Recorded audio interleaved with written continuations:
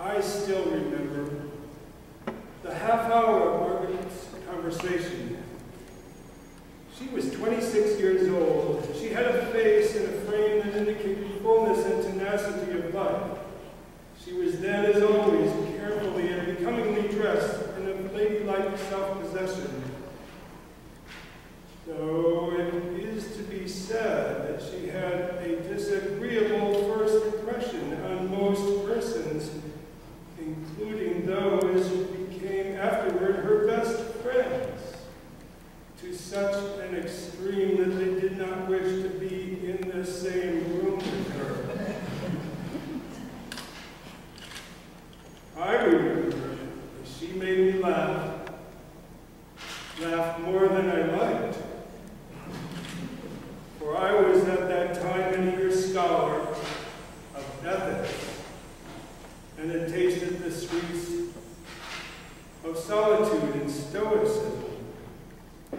And I found something profane in the hours of amusing gossip into which she drew me, and when I returned to my library, had much to think of. Margaret studied my interest, piqued and amused me, challenged my frankness by her frankness, and did not conceal the good opinion of me she brought with her, nor her wish to please me. She was curious to know my opinions and experiences. Of course, it was impossible long to hold out against such urgent assault. She had an incredible variety of anecdotes, and the readiest of wit, to give an absurd turn to whatever passed, and her eyes, which were so plain at first, soon swarmed with fun and drolleries in the very tides of joy and superabundant life.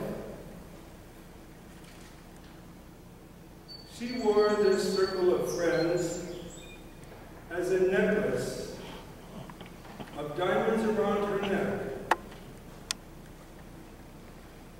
They were so much to each other that Margaret seemed to represent them all, and to know her was to acquire a place with them.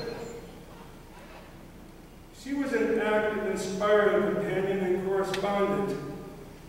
All the art, the thought, the nobleness in New England seemed at that moment related to her, and she to it.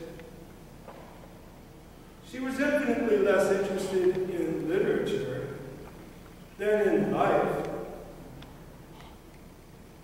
Her talents were so various, and her conversation so rich and entertaining. I regret that it is not in my power to give my true report of Margaret's conversation. My vivacious friend, Margaret Fuller. I had no other friend whom I more wish to be immortal than she.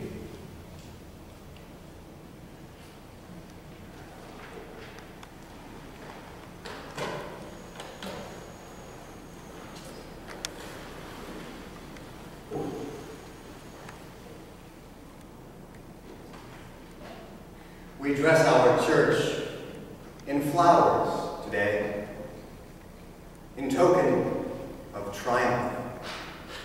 Nature every spring renews her miracle of life coming out of death. The little tender buds push out through the hard bark. The delicate stalks break their way up through the tough ground.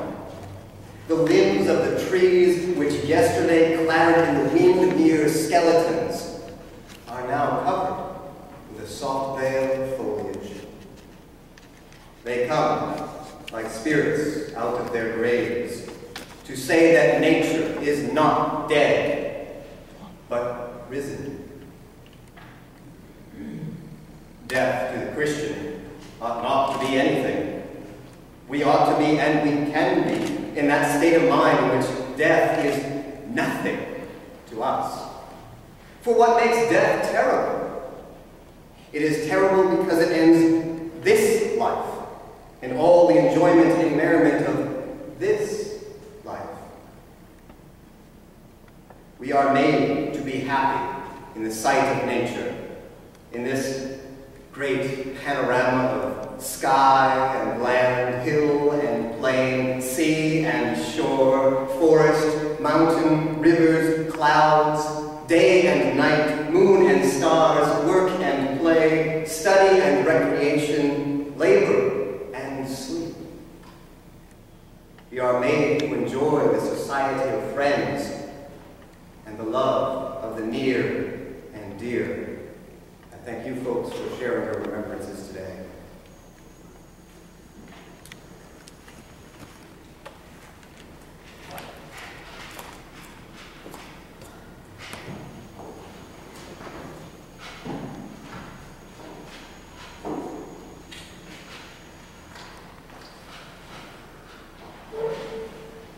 Let us join in prayer. All-pervading consciousness of life, of love, of all that is known or unknown, of mystery, wonder, and beauty, be present to us this day. We gather from our many paths to celebrate the life and legacy of Sarah Margaret Fuller Osoli. We have paused from our usual ways to remember and to give thanks for her all too short life. We stopped to commit to memory Margaret Fuller's passion, her intellect, her persistence, her sparkling eyes, her forcefulness, and the fire at her core.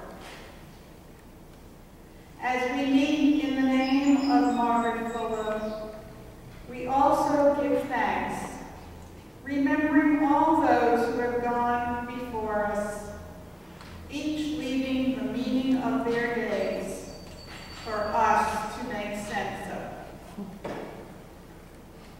In silence, let us recall moments of Margaret Fuller's life who showed us that our insights may never stop with us.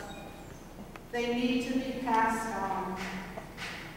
And so with Margaret Fuller, I say, if we have knowledge, let others light their candles in it.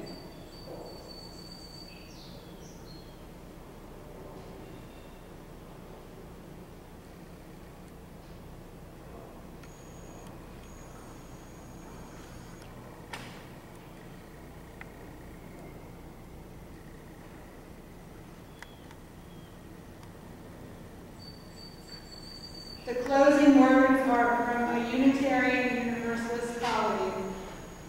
Because of those who came before us, we are. In spite of their failings, we believe. Because of and in spite of the horizons of their vision, we too dream. Let us go remembering to praise, to live in the moment, to love mightily, and to bow to the mystery. Amen.